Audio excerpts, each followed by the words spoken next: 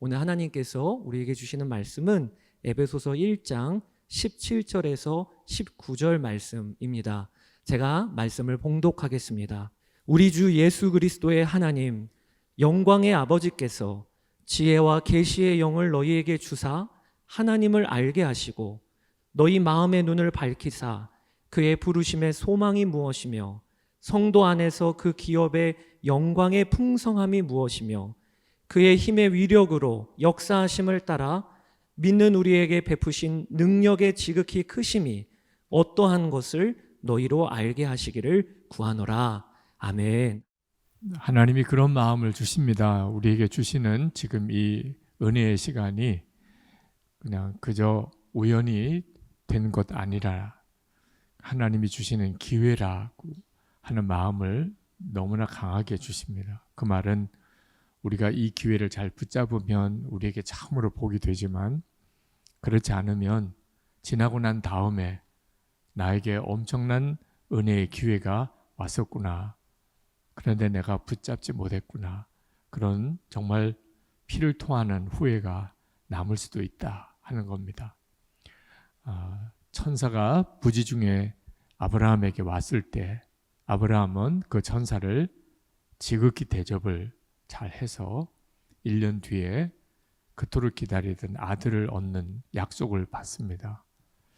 그러나 소돔과 고모라 성에 그 천사가 갔는데 그 사람들은 전혀 분별도 할 수 없었고 오히려 천사를 범하려고 해서 끔찍한 파멸을 멸망을 당하게 되죠. 지금도 우리도 알지 못하는 사이에 하나님의 엄청난 은혜 안에 있기도 하고 또 그런 주님의 놀라운 역사를 실제로 경험하기도 하는데 안타깝게도 대부분의 사람들은 그것을 알지 못한다는 것입니다. 우리 예수동행 청년 집회도 저는 하나님이 우리에게 주신 말할 수 없이 놀라운 은혜의 시간이구나 하는 것을 너무나 마음에 깊이 깨달아집니다. 무엇보다도 저에게 하나님이 너무나 엄청나고 귀한 시간을 주셨는데 내가 이 시간을 주님의 마음처럼은 품지 못했구나. 그런 너무나 죄송한 마음이 있었습니다.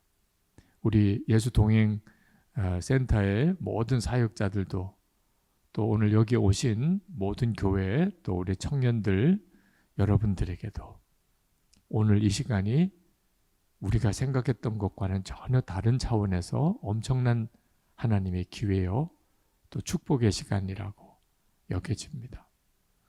우리 찬양팀에게도 주님은 그런 은혜의 시간을 주셨다고 믿습니다. 우리 방송팀에게도 안내하시는 우리 모든 분들에게도 왜 하나님이 나를 지금 이 시간에 이 자리에 있게 하셨는지 정말 주님의 마음을 더욱 구하는 시간이 되었으면 좋겠습니다. 누가복음 13장에 보면 포도원 주인이 무화과 나무를 하나 심었습니다. 무화과 나무를 열매를 따려고 3년 동안이나 열매가 맺지 않았어요. 그래서 포도원 지기에게 베어버리라. 열매도 맺지 못하는 거 베어버리라. 그때 포도원 지기가 한 해만 더 기다려주세요. 제가 열심히 거름도 주고 물도 주고 길러보겠습니다. 그래도 열매가 없으면 그때 베어버리시죠. 그랬다고 하는 비유의 말씀을 하십니다. 사실 우리에게는 그런 시간의 계속 연속인 것 같습니다.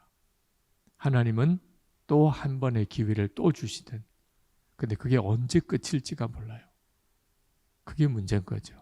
언제 이런 기회가 이제는 더 이상 주어지지 않는 그 시간이 될지.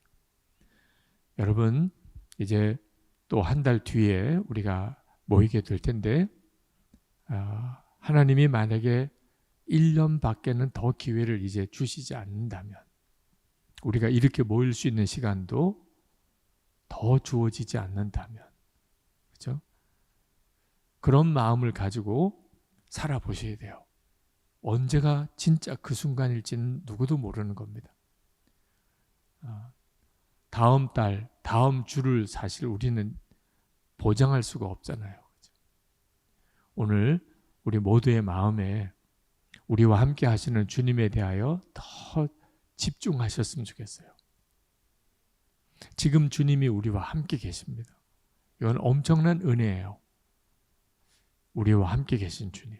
네, 여러분 중에는 어떤 사람은 그 주님에 대해서 많이 열려있는 분도 계시고, 어떤 분은 주님이 계시다는 말만 그냥 듣는 정도로 우리와 같이 계신가 봐, 그런 정도. 그러나 어떻게 계신지도 모르겠고 느낌도 없고 실감도 없는 분도 있습니다. 주님이 우리와 함께 계십니다. 제가 지난달에 연예인 집회, 온누리교회에서 열리는 연예인 집회 설교하러 갔는데 좀 일찍 갔어요. 그래서 한 1시간 정도 일찍 가서 그 교회 앞에 있는 카페에서 차를 마시면서 말씀 준비도 마무리하고 기도도 하려고 앉아 있는데, 옆에 앉은 어느 자매가 저를 알아보고 목사님이시죠? 그러시더라고요. 그렇다고 그랬더니 기도 부탁을 해도 되나요?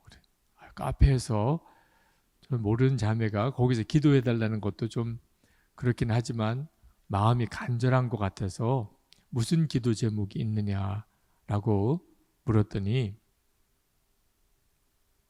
기쁨을 위해서 기도해 주세요. 기쁨을 주시도록 기도해 주세요. 그러시더라고요.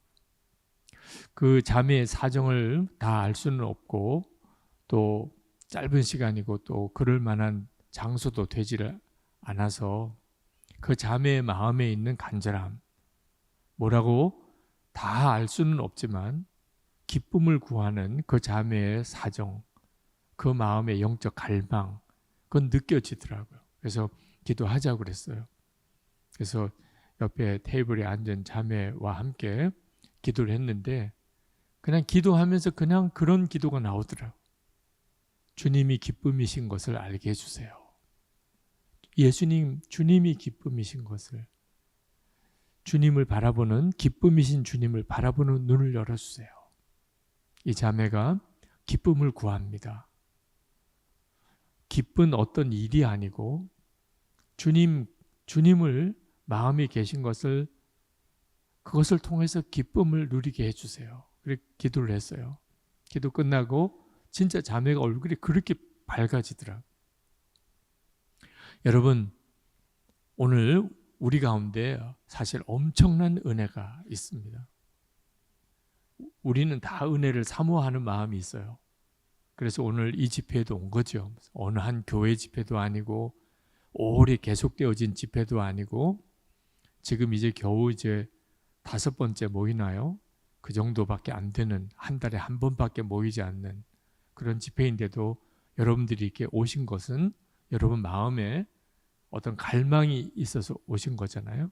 근데 우리가 오늘 어떤 받을 은혜가 우리에게 필요하지만 이미 받고 있는 은혜도 알아야 돼요. 받을 은혜보다 이미 받고 있는 은혜, 그게 훨씬 크고 중요해요. 그 눈이 열리는 것이 훨씬 중요합니다. 주님, 저에게 은혜를 주세요. 다 여러분들의 갈급함, 사정이 있으실 거예요. 그러나 여러분에게 진짜 더 중요한 것은 이미 받고 있는 은혜에 대하여 눈이 뜨이는 거예요. 사도 바울이 에베소 교회 교인들을 위하여 기도한 기도가 오늘 본문의 내용입니다. 에베소서 1장 17절에서 19절. 근데 이 기도가 에베소 교인들에게 하나님, 저들의 문제를 해결해 주세요. 저들에게 좋은 사람을 만나게 해주세요. 저들에게 좋은 직장도 주세요. 저들의 병을 고쳐주세요. 뭐 그런 기도가 아니에요. 이미 에베소 교인들이 받고 있는 은혜를 보는 눈을 열어주세요. 이미 받고 있는 은혜에 눈이 열리게 해주세요. 지혜와 계시의 영을 주셔서 저들이 보게 해주세요. 그 기도예요. 오늘 우리에게도 사실 그것이 필요해요. 이미 받은 은혜를 알면 받을 은혜는 저절로 열려요. 사실 받을 은혜에 대해서 더 이상 구할 것도 없어요. 그냥 예수님 한 분이면 충분합니다. 그런 고백이 그냥 나와요. 더 안 주시면 어떡하지? 그런 걱정이 될 만큼 충분합니다. 다윗이 부족한 것이 없습니다. 진짜 아무것도 안 주시면 어떡하지? 이런 생각이 들 만큼. 그런데 참 놀라웠게도 역설적이죠. 나는 예수님 한 분이면 충분합니다. 그 사람에게 은혜가 더 부어져요. 하나님 왜 내게는 아무런 은혜를 안 주시나요? 하나님 왜 내게는 아무런 역사를 안 하시나요? 그런 사람은 점점 더 영적으로 메말라져 가요. 눈이 뜨이지 않은 것, 주시는 은혜를 깨닫지 못하니까. 사도 바울이 3가지 에베소 교인들이 이미 받고 있는 은혜를 눈을 열어서 보게 해달라고 기도한 3가지가 우리에게도 필요해요. 정말 필요해요. 첫 번째 기도가 뭐냐면 하나님을 아는 눈이 열리는 겁니다. 17절에 우리 주 예수 그리스도의 하나님이신 영광의 아버지께서 지혜와 계시의 영을 여러분에게 주셔서 하나님을 알게 하시고. 세상에 하나님을 다 아는 사람들이잖아요. 우리는 에베소 교회 교인들도 하나님을 다 아는 사람들이잖아요. 그런데 하나님을 알게 하시고, 그 말은 뭔가 하나님을 안다고 생각하는 사람들이 실제로 하나님을 모를 수 있다는 걸 말하고 있는 겁니다. 여러분들 다 하나님을 아는 사람이시잖아요. 그런데 하나님을 알게 해달라는 기도가 필요할까요? 어느 목사님이 저에게 예수 동행 목회에 대한 상담을 하셨어요. 목사님이 이제 교인들을 목회를 해보니까 예수님과 동행하는 것을 힘들어하는 교인들이 있더래요. 잘 이해도 못하겠고 예수님과 동행하는 것에 대해서도 어떻게 해야 될지 잘 받아들이지 못하고, 이런 분들이 중직들 중에도 많으시더라고요. 목사는 어떻게 해야 돼요? 예수님과 동행하는 거에 대해서 싫어하고 부담스러워하고 잘 모르겠다고 하는 이분들은 어떻게 목회를 하는 게 좋겠습니까? 그렇게 묻더라고요. 제가 그 목사님께 그렇게 말씀을 드렸어요. 목사님이 예수님과 동행하는 것이 기쁘면 그것으로 충분합니다. 목사님이 예수님과 동행하는 것이 기쁘면 그거 충분해요. 교인들이 예수님과 동행하는 것이 잘 안 돼서 힘들어하는 분도 있고, 때때로는 오해를 해서 목사님에게 아주 어렵게 하시는 분들도 있고. 그렇지만 목사님이 예수님과 동행하는 것이 정말 기쁨이 되면 상관없어요. 교인들이 따라오든 안 따라오든 목사님에게는 영향이 없어요. 왜?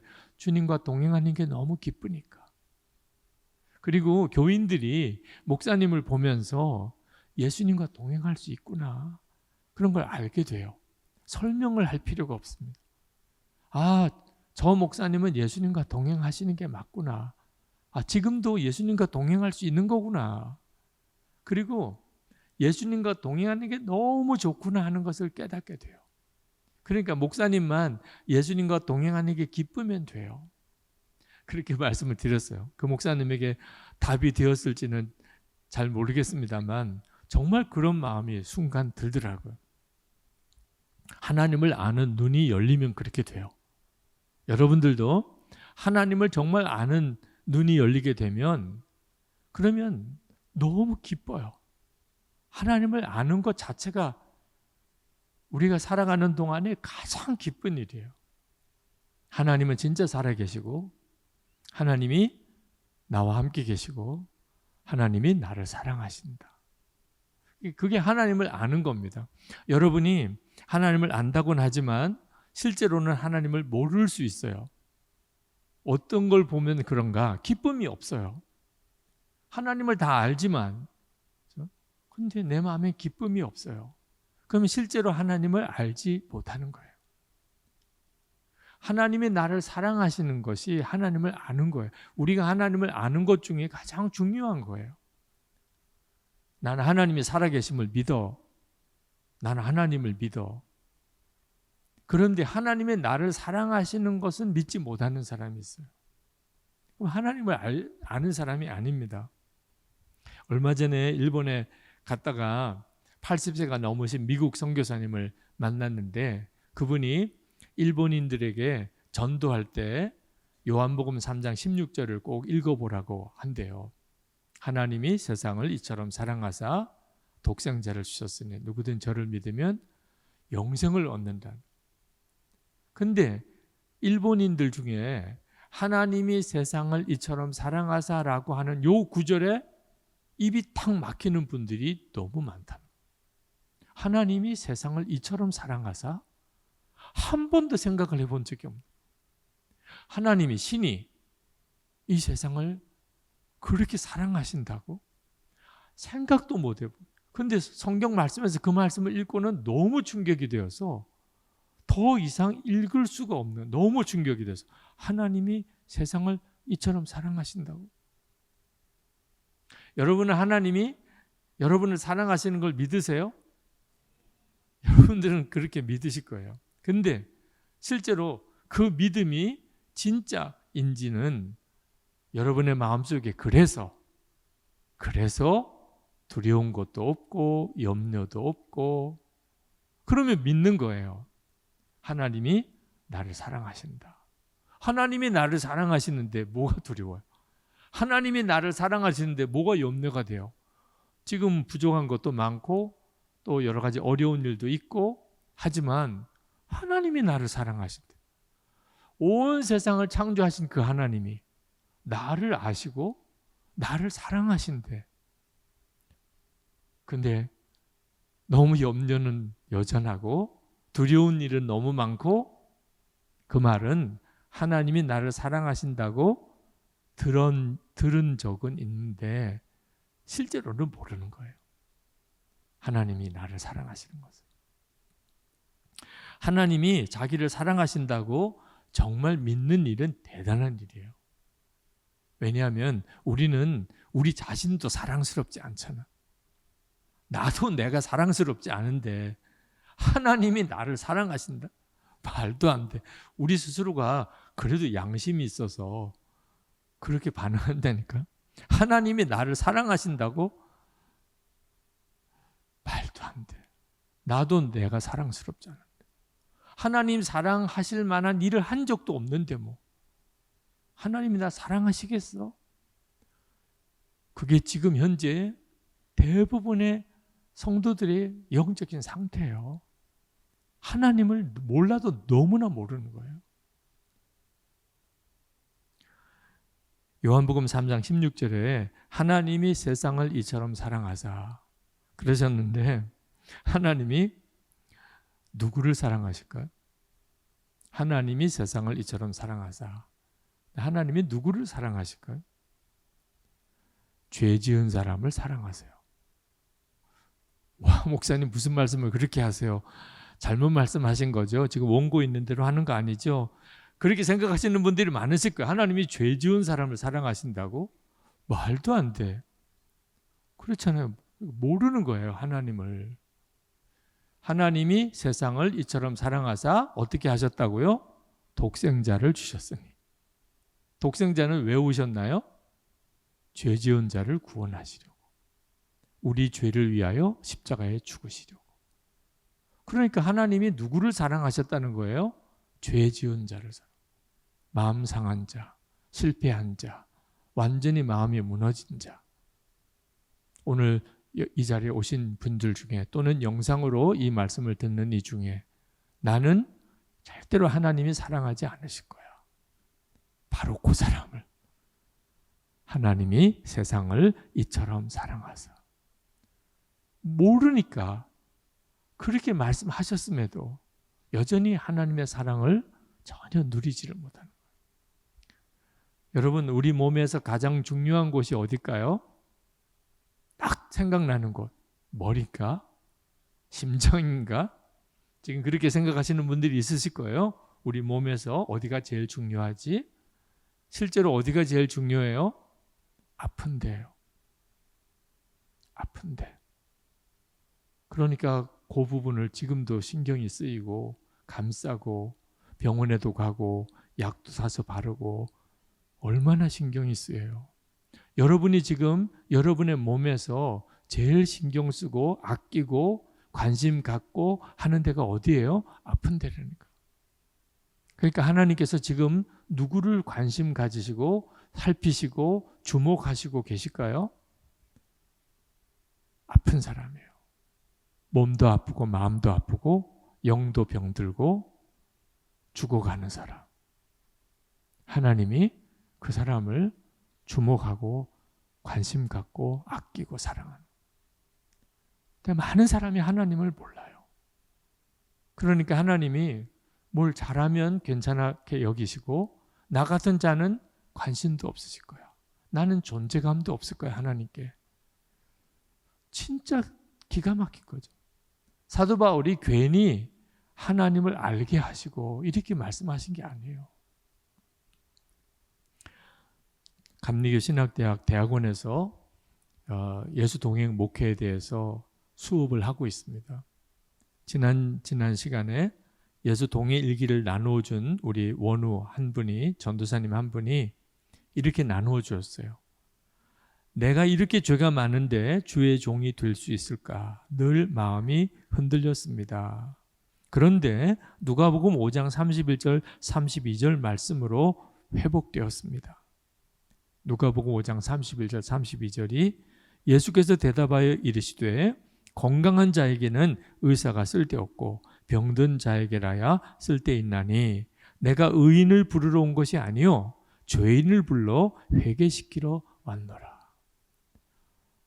나구나. 주님이 나를 위해 오셨구나. 내가 이렇게 죄가 많은데 주의 종이 될 수 있을까? 말씀을 보니까 아니라는 거예요. 하나님을 그 전도사님이 그 말씀을 통하여 주님을 알게 된 거예요. 그리고 그렇게 죄짓고 은밀한 죄에 무너지고 그런 자신을 주님이 아시고 사랑하시고 내게 오셨고 나를 택하시는구나. 확실하게 믿어져요. 이게 구원인 거예요. 우리에게 필요한 것이 바로 하나님을 아는 겁니다. 근데 이 하나님은 이미 우리에게 다 보여주셨어요. 하나님이 어떤 하나님인지. 오늘 우리가 따로 공부할 필요가 또 없을 정도예요. 받은 은혜. 눈만 열리는 거예요. 하나님이 나 사랑하시는 거. 나 위에 독생자 주신 거. 이 땅에 사람으로 오신 거. 십자가에 달려 죽으신 거. 처음 들으시는 분이 있으세요? 우리의 기도도 하나님 제 눈을 열어서 하나님이 어떤 분이신지를 더 알게 해주세요. 하나님의 사랑을 진짜 내가 믿음으로 받아들이게 해주세요. 그래서 내가 나를 사랑하도록. 여러분, 사람들은 여러분을 사랑하지 않을 수 있어요. 괜찮아요. 사람들은 여러분을 존경하거나 또는 여러분 아주 귀하게 여기지 않을 수 있어요. 괜찮아요. 그런데 거울로 보는 바로 그 사람, 여러분이 거울로 보는 바로 그 사람, 여러분이죠. 그 사람을 사랑해야 돼요. 여러분은 그 사람을 사랑해야 돼요. 왜? 하나님이 그 사람을 사랑하니까. 하나님이 사랑하는 사람을 나도 사랑해야죠. 여러분을 하나님이 그렇게 사랑하신, 죄인이고 허물이 많고 실수도 많고 의지도 약하고 하는 것도 제대로 없고 그런데도 하나님이 이처럼 사랑하사 독생자를 주셨으니 그러셨다면 나도 나를 사랑해야 돼. 은혜의 시작은 여기서부터 시작이 돼요. 자기도 자기를 사랑 못하면서 어떻게 남을 사랑해요? 두 번째는 하나님의 나라에 대한 소망의 눈이 열리는 겁니다. 18절에 너희 마음의 눈을 밝히사 그의 부르심의 소망이 무엇이며 성도 안에서 그 기업의 영광의 풍성함이 무엇이며. 성도에게는 부르심의 소망이 있어요. 부르심의 소망. 하나님의 나라에서 우리가 하나님의 자녀된 우리가 기업으로 받을 그 기업의 영광의 풍성함이 우리에게 있어요. 여러분이 보통 사람이 아니에요. 하나님의 상속자예요. 하나님의 자녀들이니까. 지금은 이 세상에서는 별 존재감이 없어 보여도 여러분은 씨가 하나님의 씨예요. 여러분 안에 하나님의 씨가 심겨진 사람이에요. 이게 얼마나 놀라운 일인가요? 이걸 소망이라고 하는 거예요. 우리가 지금 이 세상에서는 때때로 고난당하고 불쌍하게 여김을 받을지 몰라도 이제 하나님의 나라에서는 하나님의 자녀의 권세를 가진 자예요. 그 기업의 영광이 풍성함이 말할 수가 없어요. 이 사실을 깨달은 것을 소망이라고 그래요. 이 소망은 기쁨을 가져와요. 와, 너무 좋아. 지금은 가지고 있는 거, 지금 누리는 건 아니에요. 그러나 앞으로 내가 누리게 될 거예요. 여러분, 방학하기 전에 오늘도 우리 밥 먹으면서 언제 방학하냐 그런 이야기를 했는데, 방학하기 전에 학생들 그 느낌 아시죠? 아직은 학교 가야 돼요. 근데 이제 곧 방학이야. 그러니까 방학이 되기 전부터 먼저 마음이 기뻐요. 그게 소망 중에 즐거워하며. 로마서 12장 12절. 소망 중에 즐거워. 직장인이 월급 타기 전주 갑자기 마음이 왜 이렇게 세상이 다 아름다워 보이지? 다음 주에 이제 월급이 들어와요. 네, 통장에. 그게 소망이에요. 아직 월급 들어온 거 아니에요. 이제 곧 들어올 거야. 그때 느끼는, 새 집으로 이사를 가요. 너무 좋은 집이야. 그때 그 이사 가기 전에 허름한 옛날 집에 사는, 괜찮아. 내일 이사 갈 거니까. 그 느낌 아시죠? 그게 소망의 즐거움이에요. 그러니까 예수 믿는 우리들에게는 기쁨이 넘치게 돼 있어요. 지금은 어려워요. 힘들어요. 상처도 많아요. 되는 일도 없는 것 같아요. 예수 믿어서 오히려 핍박도 손해도 멸시도 있어요. 그렇지만 내게 하나님이 주신 그 소망의 풍성함이 내게 있어요. 그래서 기쁜 거예요. 항상 기뻐하라. 그게 가능한 이유예요. 소망 때문이에요. 스데반을 보세요.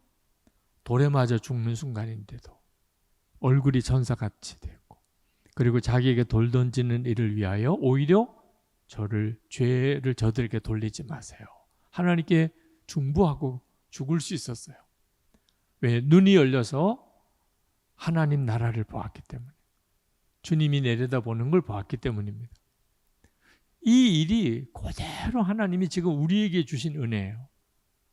하나님이 주시지도 않았는데 오늘 소망의 기쁨을 달라고 기도할 필요는 없어요. 이미 주신 거니까. 우리 안에 하나님의 자녀된 권세, 예수 믿고 다 여러분은 하나님의 자녀가 되었어요. 하나님의 자녀에게는 소망의 영광이 있는 거예요. 여러분, 오늘 이 저녁 집회가 끝나면 여러분 갈 집이 있으시죠? 그게 얼마나 귀한 줄 아세요? 집이 없는 사람의 심정을 생각해 보세요. 오늘 저녁 집회 끝났는데 갈 집이 없어요. 뭐 기숙사든 하숙집이든 고시원이든 또는 부모님이 계신 집이든 어디라도 상관없어요. 집에 들어가서 내 자리에 누워서 편안하게 쉴 수 있는 바로 그 집이 있는 그 사람은 집회가 끝나고 깜깜해지고 그래도 두려움이 없어요. 쓸쓸하지도 않아요. 그냥 집이 조금 멀어도 조금 늦게 들어갈 뿐이지 집이 있다는 게 그렇게 좋은 거잖아요. 그죠? 집이 없는 사람은 끝나면 그때부터 그 느낌 이해하시죠? 어디 가야지? 오늘 어디서 자야 되나? 서울역에서 그냥 그 길 통로에서 거기서 그냥 그렇게 자야 되나? 그 느낌이 얼마나 비참해요. 그런데 죽고 난 다음에 누구든지 이 문제에 부딪혀요. 죽고 난 다음에 갈 데가 없는 분이 있어요. 갈 데가 있는지 없는지는 그냥 물어보면 돼요. 당신 죽으면 어디 가요? 몰라요. 이게 기가 막힌 사람이라니까. 오늘 저녁에 여러분 집회 끝나면 어디 가세요? 몰라요. 진짜 불쌍한 사람. 그런 사람을 노숙인이라고 그렇게 불러요. 우리 선한 목자교회에서는 주목자라고, 주님이 주목하는 사람들이라. 노숙인이라고 그러면 듣기에도 좀 불편하시니까 또 실제로 지극히 작은 자 하나에게 한 것이 내게 한 것이라 말씀하셔서 주목자라고 이름을 붙여드렸는데, 사실 저녁인데 갈 데가 없어요. 어디 갈지 모르겠어요. 참 불쌍한 처지죠. 죽을 때 그렇다니까. 당신 죽으면 어디 가요? 몰라요. 여러분, 이렇게 밤에 갈 집이 없는 그 처지하고 비교 안 되게 무서운 거예요. 그래서 사람들이 죽는 걸 무서워하는 거예요. 갈 데가 없으니까. 어디로 가는지를 모르니까. 그런데 여러분은 갈 데가 있어요, 없어요? 있지요. 천국이죠.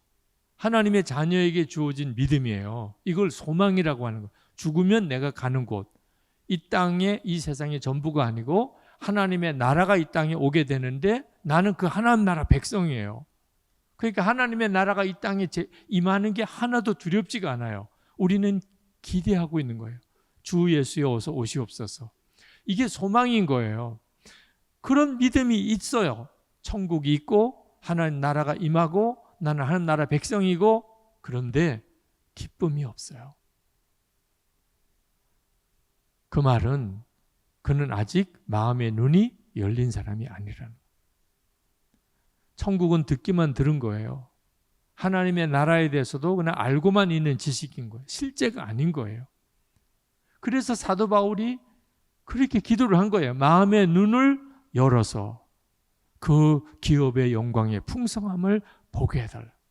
오늘 이 시간에 여러분이 천국이 있다, 하나님 나라가 내게 있다, 나 죽으면 천국 간다 믿는 것 같은데 그 얼마나 놀라운 복인지 말할 수가 없어요. 그런데 지금 현실의 어려움에 극복이 안 돼요. 아직도 본 게 아니에요. 마음의 눈이 열린 게 아니라니까. 지금 우리에게 필요한 것은 그 눈이 뜨이는 거예요. 하나님의 나라의 그 영광을 보게 해주세요. 그때 우리 안에 말할 수 없는 기쁨이 부어져요. 조나단 에드워드가 그런 말을 했습니다. 지옥을 1분만 보게 한다면 죄 지을 사람 아무도 없을 거예요. 그렇겠죠? 지옥을 1분만 봤어요. 더 길게도 아니고 1분만. 1분만 지옥을 딱 봤어요. 그 다음부터 죄에 대한 유혹, 욕구 다 없어질 거예요. 반대로 천국을 1분만 보고, 천국을 1분만 딱 가서 보고, 그 다음에는 용서 못할 원수가 없어요. 천국을 1분만 보고 온다면 눈이 열리는 거예요. 이미 우리에게 주어진 겁니다. 소망의 은혜는 다 주어진 거예요. 예수 믿을 때 다 주신 거예요. 그 눈을 열어주세요. 세 번째로 자신 안에 엄청난 하나님의 능력이 있음을 아는 눈이 열리는 거예요. 19절에 그의 힘의 위력으로 역사하심을 따라 믿는 우리에게 베푸신 능력의 지극히 크심이 어떠한 것을 너희로 알게 하시기를 구하노라. 저와 여러분에게는 하나님의 엄청난 힘의 위력으로 역사하는 능력이 있어요.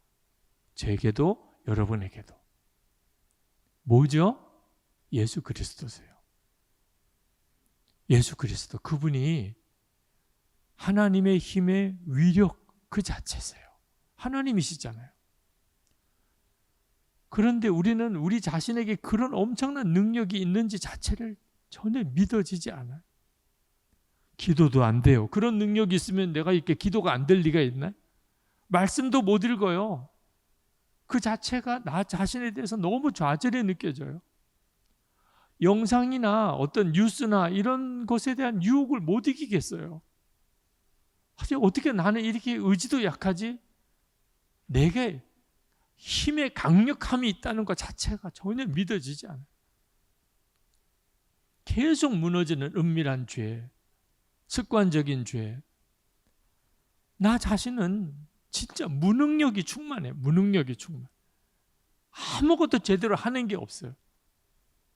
그런데 내 안에 하나님의 힘의 위력의 그 능력이 내게 역사한다고? 그게 안 믿어지는 거예요. 그러니까 사도 바울이 눈을 열어서 그걸 보게 해달라고 기도하는 거예요. 우리 안에 없는 게 아니에요. 예수 그리스도께서 우리 안에 계세요. 그래서 오늘도 오셨다니까요. 여러분을 이렇게 인도하시고 계시잖아요. 그런데도 왜 그런 능력의 역사를 경험을 못하는 거죠? 예수님이 정말 나와 함께 계신 것이 믿어지는 것이 아니기 때문에 그냥 그렇게 그것도 역시 들어서 아는 거죠. 들어서 아는 것과 실제로 믿어지는 것 사이가 엄청난 차이가 있어요. 예수 동행 운동을 하는 이유예요. 주님이 나와 함께 하시는 것이 믿어지는 역사가 일어나요. 제가 한 번은 왜 예수님은 완전한 복종을 원하실까? 한 1%라도 내 마음대로 할 수 있는 여지가 있으면 좋을 텐데 그런 생각을 했던 적이 있습니다. 모든 것을 순종만 하며 사는 것은 너무 답답하잖아요. 그런 생각이 제 안에도 있더라고요. 근데 그것이 얼마나 무서운 것인 줄을 주님이 깨우쳐 주셨어요. 1%, 99% 순종하고 1% 마음대로 하는 불순종이 내게 있으면 예수님은 주님이 아니세요. 저에게 더 이상 주님이 아니세요. 100% 순종하는 자에게만 예수님은 주님이세요. 주님께 거역할 수 있는 1%가 있다면 예수님은 그에게는 더 이상 주님이 아니세요. 이건 진짜 끔찍한 거잖아요. 제가 99% 순종했지만 1% 순종을 못하면 사실 주님과 나 사이에는 관계가 없는 거예요. 그래서 주님께 정말 간절한 마음으로 기도했어요. 하나님, 저 100% 순종하는 자가 되기를 원합니다. 예수님은 진짜 나의 왕이 되시기를, 정말 예수님 한 분으로만 사는 자가 되기를 원한다고 간절한 마음으로 주님께 기도했어요. 제가 주님이 어떤 분이신지를 실제로 잘 모르고 있더라. 그러니까 1%라도 내 마음대로 살면 얼마나 좋을까, 이런 식으로 생각을 하고 있는 거예요. 예수님이 얼마나 놀라우신지, 그분의 사랑이 얼마나 크신지, 그분의 지혜가 얼마나 놀랍고도 큰지, 주님과 함께 사는 것이 얼마나 기쁜지 실제로 제가 모르고 있더라. 들어서 아는 것이 아는 게 아니에요. 그때부터 제 안에는 정말 주님, 그분을 알고 싶은 갈망이 너무너무 강하게 일어났어요. 한 전도사님이 목사 안수를 받기 얼마 앞두고 안수 받는 것을 포기했습니다. 그는 아주 열정적인 예배 인도자였어요. 그는 굉장히 헌신된 사역자였고 선교사 지망생이었어요. 그런데 목사 안수 받기 얼마 전 새벽기도 시간에 하나님께서 말씀하셨대요. 내가 목사직을 내게 바칠 수 있겠냐. 그 새벽기도 하다가 그 전도사님이 벌떡 일어나서 나왔대, 예배당을. 너무 무서워서. 아니, 이게 무슨 말이야? 내가 지금 목사 안수 받으려고 그동안에 신학교 들어가서 얼마나 오랜 시간을 준비했는데, 아버지는 내가 목사 되기를 얼마나 기다리고 있는데, 장인 장모님은 또 내가 목사직을 그만두면 뭐라고 그러실까? 그 다음날 새벽기도에 갔더니 주님이 또 물으시더래. 어제 그 일에 대해서 어떻게 생각하냐? 또 활짝 일어나서 나왔대요. 아니, 하나님 왜 이러세요? 도대체 왜 이러시는 거예요? 아니, 목사 안수 받는 게 무슨 죄예요? 아니, 왜 목사직을 하나님께 바치라고 하는 거예요? 그때 선교사 훈련 받을 때 강의가 생각이 딱 났대요. 중동 같은 이런 나라는 목사직을 가지고 들어가는 것보다 평신도로 들어가는 것이 훨씬 선교 사역하기가 좋다. 뭐 그런 강의를 들은 기억이 나는. 그분이 가려고 하는 나라가 중동이에요. 어느 나라나 그분의 이름을 밝히기는 어렵습니다. 중동이에요. 그러면 목사직을 가지고 가는 것보다 평신도로 가는 게 더 낫다는 말이잖아. 하나님이 왜 목사직을 나에게 바칠 수 있겠냐? 그렇게 말씀하신 이유가 이해가 되기 시작해요. 너무너무 어려운 일이지만 내가 선교사로 그 중동 땅에 가기로 한 건데 평신도로 가는 것이 선교사로서 더 활동을 자유롭게 할 수 있는 거구나. 그래서 하나님께 목사직을 포기하겠습니다. 그리고 뭐 엄청 울었대요. 엄청. 목사직을 포기한다는. 여러분이 신학생이거나 전도사님이면 아마 그 느낌을 아실 거예요. 목사직을 포기한다. 다 버린 것 같은 느낌. 그리고 하나님께 그렇게 기도했대요. 하나님, 나 아무것도 아니에요. 나 이제 아무것도 아니에요. 목사도 아니면 아무것도 아니라 아무것도 가진 것도 없어요. 그때 하나님께서 너 진짜 아무것도 아니냐? 너 진짜 아무것도 가진 게 없냐? 그러면 정말 잘 됐구나. 이제 나와 함께 하자. 나와 함께 사역하자. 그 말씀이 처음에는 이해가 안 됐지만 뭐라고 설명할 수 없는 마음에 큰 기쁨이 들어요. 나와 함께 하면 되잖아. 이제 내가 나와 정말 함께 할 수 있겠구나. 그리고 하나님 앞에 하나님, 나 정말 아무것도 없어요. 나 가진 것도 없어요. 나 목사도 아닌데 선교사로 나간다 그러면 누가 나를 후원해 주겠어요? 하나님이 필요를 다 채워주시기 시작하는 거예요. 와, 진짜 이건 진짜 하나님이 하시는구나. 그리고 어느 기업체에서 중동에 거기에 그 현지 책임자를 누굴 보내야 되는 일과 연결이 되어서 가게 됐어요. 진짜. 차라리 목사였으면 그 회사에서 어렵게 생각했어요. 근데 목사가 아니니까 그 중동 현지의 책임자로 가서 정말 그 나라로 들어가게 됐어요.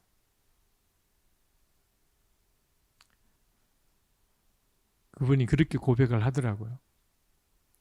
제가 목사직을 하나님께 드릴 때 가장 큰 것을 드린 줄 알았는데 드리고 나니까 목사직은 사실 아무것도 아니게 작은 것이었습니다.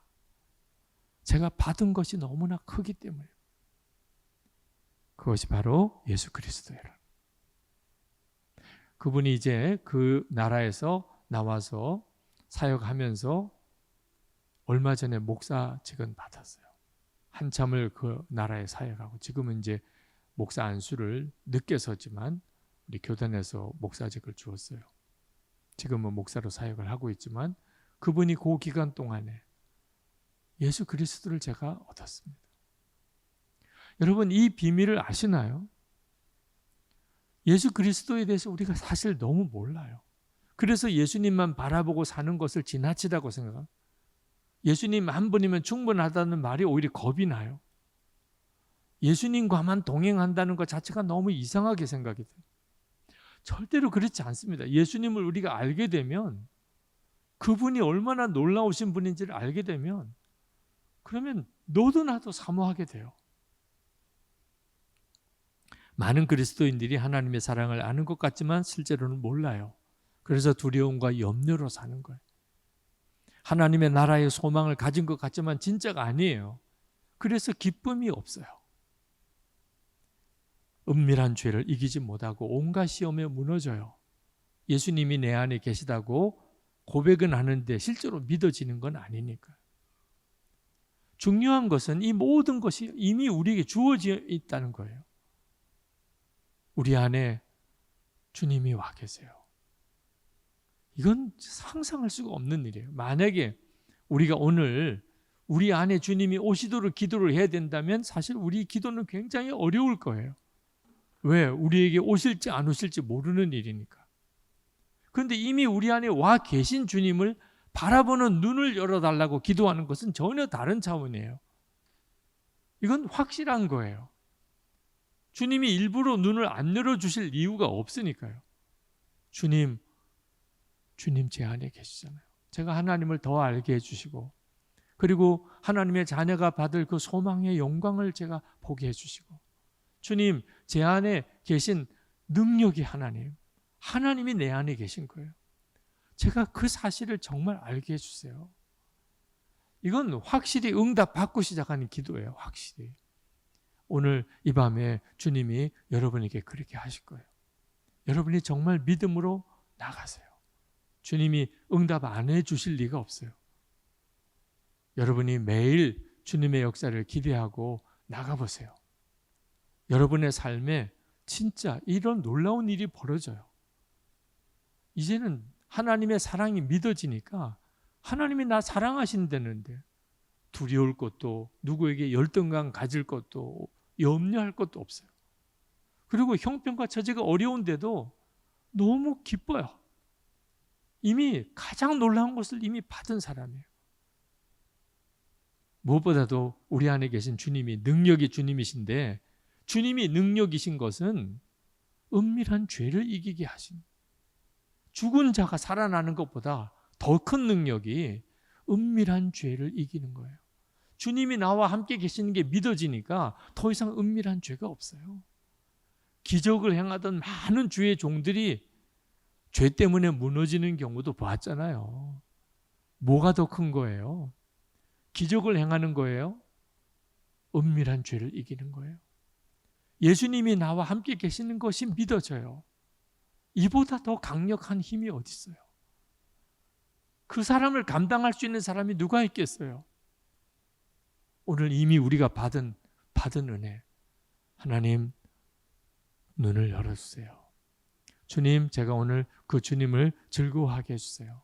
지난 주간에 예산에서 부흥회를 인도했는데, 부흥회 끝나고 난 다음에 어느 집사님이 선물과 함께 쪽지 편지를 저에게 써 보내주셨어요. 거기에 이렇게 썼어요. 작년에 너무 힘든 시간을 보내고 있었는데 제 자아가 죽지 않았다는 생각에 너무 괴로웠습니다. 그런데 이번 부흥회를 통하여 제가 이미 죽었음을 알게 되었고 믿고 고백하니 너무나 마음이 평안해졌습니다. 여러분, 이미 하나님이 주신 은혜를 믿음으로 취하게 되는 역사, 이거 너무 간단한 일이죠. 네. 이미 하나님이 주신 은혜, 하나님이 이미 다 이루신 일, 나는 믿고 취하면 되는. 오늘 기도할 때 주님이 여러분에게 그렇게 역사하실 걸 믿습니다. 안수기도 받을 때 여러분이 기도 제목을 명확하게 하세요. 하나님을 알게 해주시고 소망의 영광을 보게 해주시고 내 안에 계신 능력의 주님이 믿어지게 해주옵소서.